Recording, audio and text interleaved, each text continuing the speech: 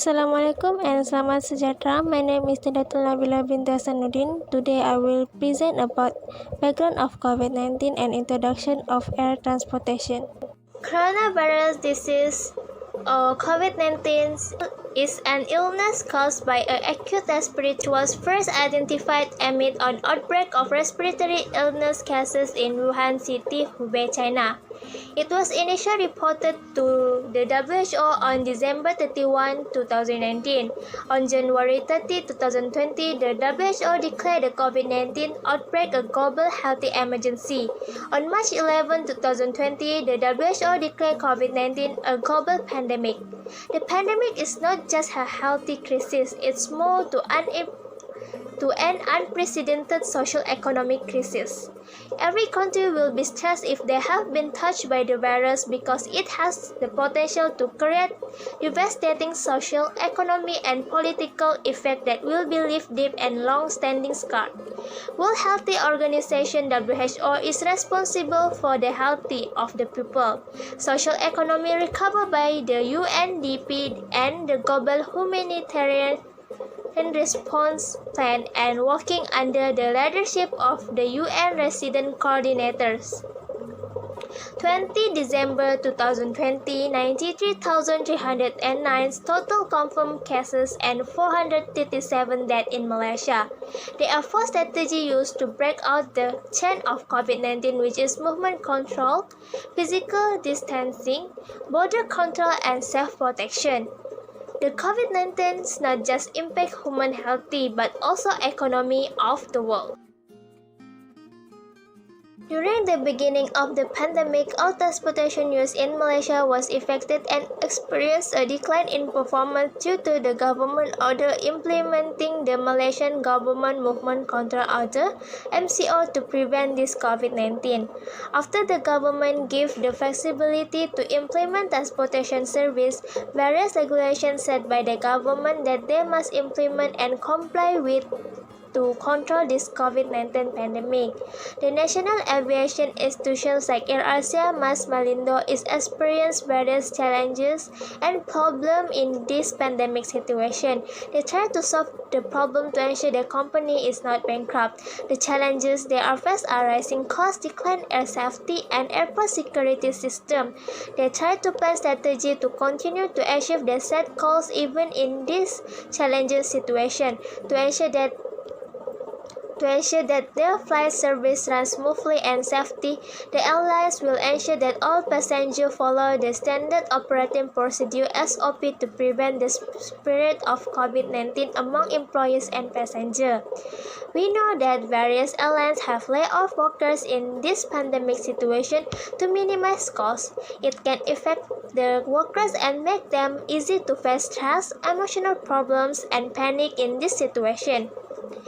We need to work together to face this pandemic and hope the normal life will be returned to us as soon as possible. Hello and Assalamualaikum. My name is Mohd Sufupan bin Osman and I will be presenting the topic that I have chosen. What is the stressor? The first stressor is the work overload. Companies and businesses are taking major hits at the starting of 2020 due to the quick spread of the coronavirus, and comes about appear that 86% are anticipating income to fall due to the coordinate effect of the layoff. Due to the widespread, the airline had to lay off their workers to lower the cost. Lessening of laborers can cause other laborers to do twice as much work as normal to cover the work and can put them under pressure. For labor who are laid off, they are stressed and pushed to find other ways to earn money to support themselves and their families. In these widespread circumstances, the danger confronted by the carrier increase. Being a pilot, attendant, other cabins individual confront unsafe work challenges. There are different danger or mishap that can happen and can lead to pacing such as flight control malfunction that can cause the plane to crash. This day, the government has given a few adaptability to permit flight in and out of the nation. This will make the expanded work environment hazard that causes workers to feel on edge and focus with the spread of the COVID-19 widespread. Indeed, in despite of the fact that the SOP was implemented at the beginning of the flight, they are still anxious to communicate with the travelers. Performance of company and worker will drop eventually. Next is managing work-related stress.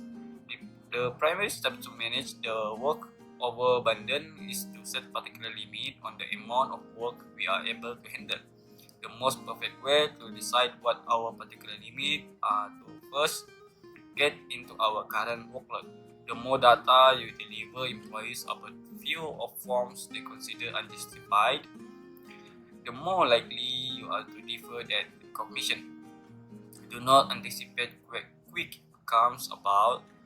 See that the workers' experiences and feelings were created gradually over the long run. Changing and exchanging those disagreements require proceeded effort over an inclusive period. To assist workers make strides that their self-concept so work challenges are not seen as undermining. Communicate always with workers to reduce the stress. This is very important as the management. That's all from me. Thank you. My name is Jocelynne Cecelia Jalani, and I will be explaining of how the air transportation operates in relation to stress during COVID-19. One of the ways for the air transportation industry to manage their stress about their expenses is by transferring their worker into a department that require more workers. During this COVID-19, we are restricted from going outside by the Prime Minister, so people tend to less to go outside and travel. This caused that the demand for the air transportation decreased. However, since we are restricted from going outside, we are encouraged to buy our needs through online. So the number of online shopping increased dramatically. This can be proven in the article of UOW Malaysia, where the article stated that shopping online is the new norm in Malaysia. Although the demand for the airline decreased, however, the demand for the cargo department will increase. As a solution to their stress, they can transfer the worker from the airline department into a cargo department, which they can utilize the worker to work there. In this way, the industry does not have to stress out about paying the expenses to the non-working employee because they have utilized by using the worker to work at a department that requires the worker. In the air cargo news, there was an article that stating mass cargo at Yangon freighter flight to meet their demand. This shows that the demand for cargo increased during the COVID-19. Airline transportation are still one of the important transportation to be used. Since the industry are not sure about when they will be operate it 100%, however, are still required by the government. Air transportation are still being used to send the frontliner to another state that require their needs as a doctor and nurse. This can be seen in the article of Berita Harian where the KKM sent the medical staff to Sabah when the cases of COVID-19 in Sabah increased. This shows that they still require the air transportation to set off the frontliner. To reduce the stress of not able to operate, they need to comply with the standard operating procedure SOP to make sure that they're able to operate but under control of SOP. So the airline should provide a proper guideline to the workers and the customer that went to the airport so they can able to operate with a proper guideline. The government have decided to allow the air transportation to operate within Malaysia but under the condition of SOP. They need to make sure that the customer follow all the guidelines and the SOP before entering, during, and after the flight. For an example, before they travel to another state, they are required to go through RT-PCR test each 3 days before they are traveling. This is to make sure that they are negative from COVID-19, able to reduce the number of infection of COVID-19. In this way, the air transportation able to operate even during the COVID-19 and able to generate their income. Hello, my name is Rezman Kuruak and today I will present how the air transportation operates in relation to stress during COVID-19. During the pandemic, air transportation will unable to cover the cost because they could not generate income. Since there is a global pandemic is going around the world, the Prime Minister in Malaysia restrict the movement from traveling or crossing the country. This is mostly will affect the air transportation industry. The industry will face problem to generate income during the pandemic and cause stress among the employee, including the management and also the CEO. Besides, they are unable to predict when will this pandemic end, since it is not a controlling factor, and the company still have to pay for their expenses, including the salary of the workers. To manage this stress due to COVID-19, the management of the industry should control the stress consequences. Since COVID-19 crisis is an event that cannot be controlled, they need to take the consequences and adapt it with the situation in order to survive by lay off excess employees. The company will still have to pay for the expenses, which include salary. They need to lay off the excess employees who will not be working during the pandemic. For example, since traveling are restricted, they